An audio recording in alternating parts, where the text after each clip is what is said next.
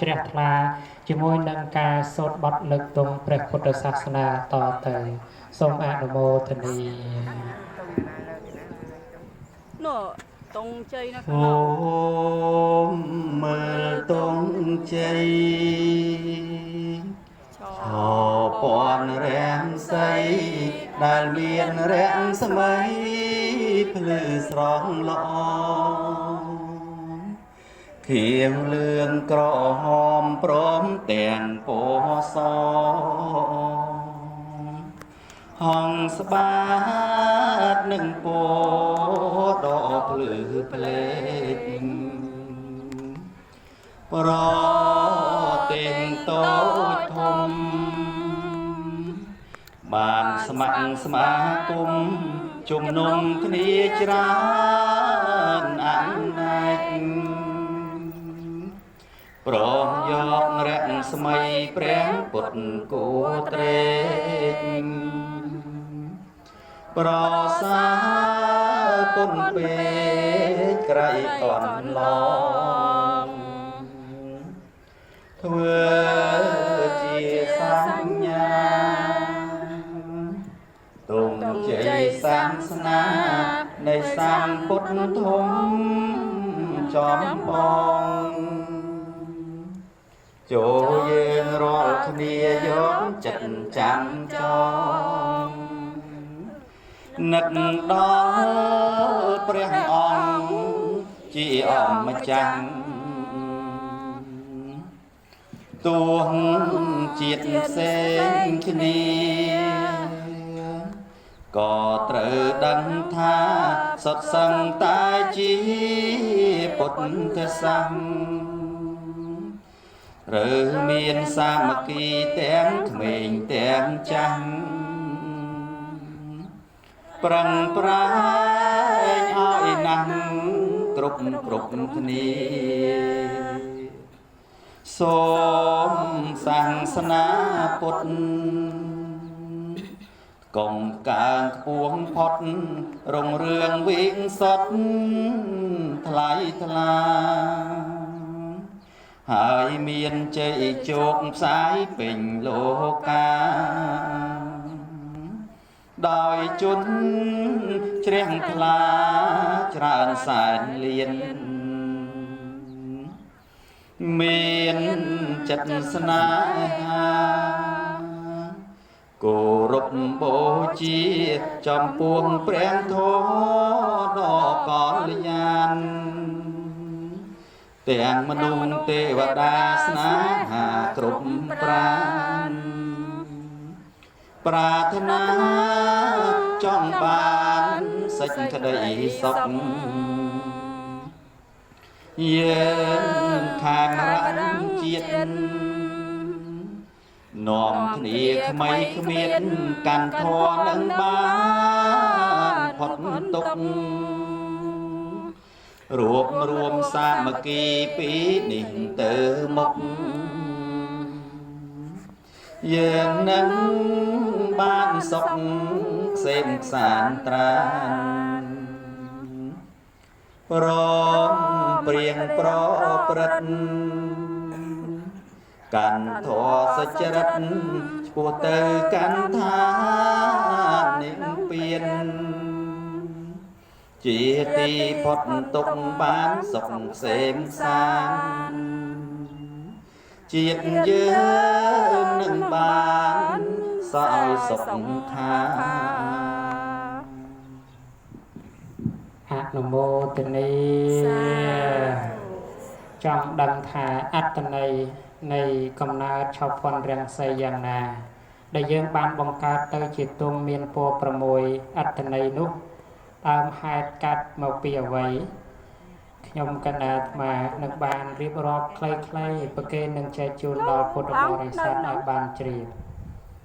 ក្នុងពណ៌ទាំង6រួមមានចំពោះពណ៌ខៀវតំណាងការដែលព្រះពុទ្ធយន្តយកកំណើតកើតជាស្ដេចស្រីពីរះមានឥន្ទ្រព្រាហ្មណ៍មកសុំព្រះនេត្រទាំងគូរបស់ព្រះអង្គទ្រង់បានខ្វះឆ្កៀលភ្នែកទាំងគូនោះដាក់ទៅជាទានដល់ឥន្ទ្រព្រាហ្មណ៍ត្រង់ចំណុចពណ៌លឿង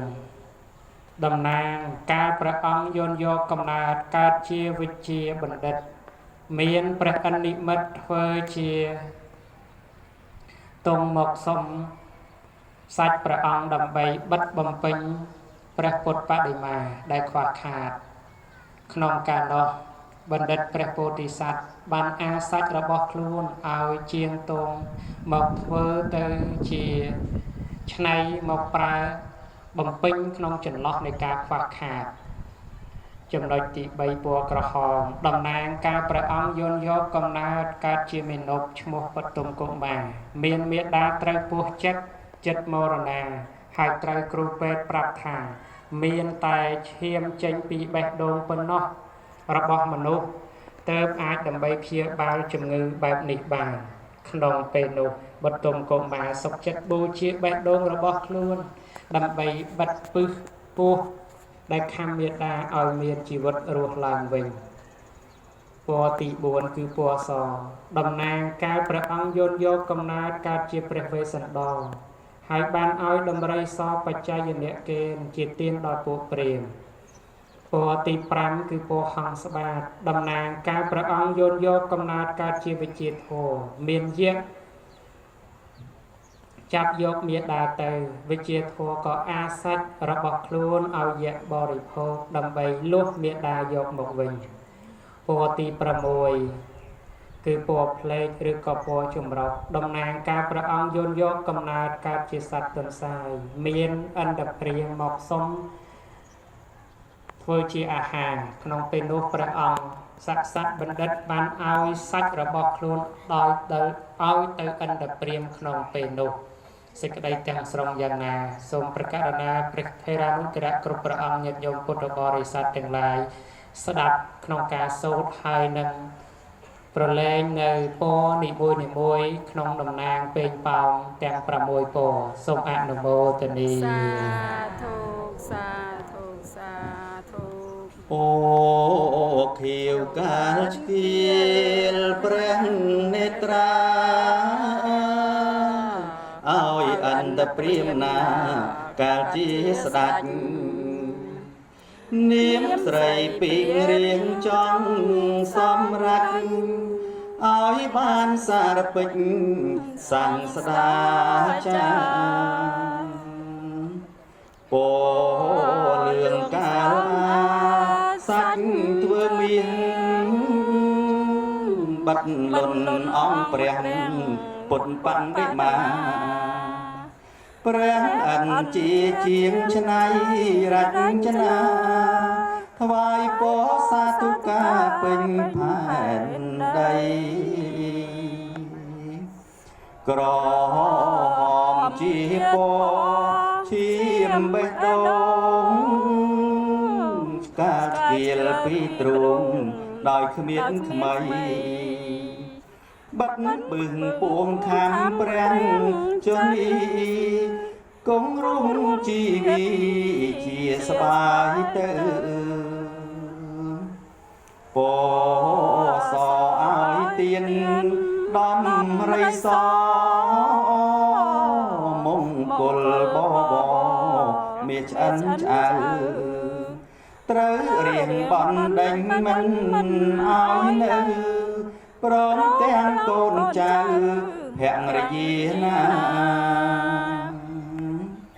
ហងស្បាតលោហិតសាច់ម៉ាំងសាំងអាសាច់ខ្លួនតាំងដូមេដាកាយ៉ាងវាចាប់បរិភោគក្តាជីវិតមេដារស់វឹងថ្មីផ្លេកពុនរីកាលជាទុនសាយឲ្យទៀនពុំស្ដាយជីវិតអីលោតចូលភ្នក់ភ្លើងពុំថាអ្វីឲ្យជាចំណៃអន្តព្រាមណាកាលដែលបានត្រាស់ជាព្រះពុទ្ធជាមកុដត្រៃភពក្នុងលោកាព ពណ៌ទាំង6នេះសោតណាคล้ายមកកើតជាឆពន់រាំងសីពេលនេះក្នុងលោកគេសន្មត់យកពណ៌នេះកត់ជាសេចក្តីហើយតុងសាសនាព្រះចិនស្រីពីងពេញផែនដីផ្ទៃផសធីយើងខ្ញុំរាល់គ្នាសូមគោរព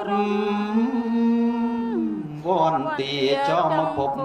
តុងសាសនាសូមមានមង្គលឈ្នះមីរីសត្វត្រូវនីនីក្នុងភព3សូមឲ្យយើងខ្ញុំប្រ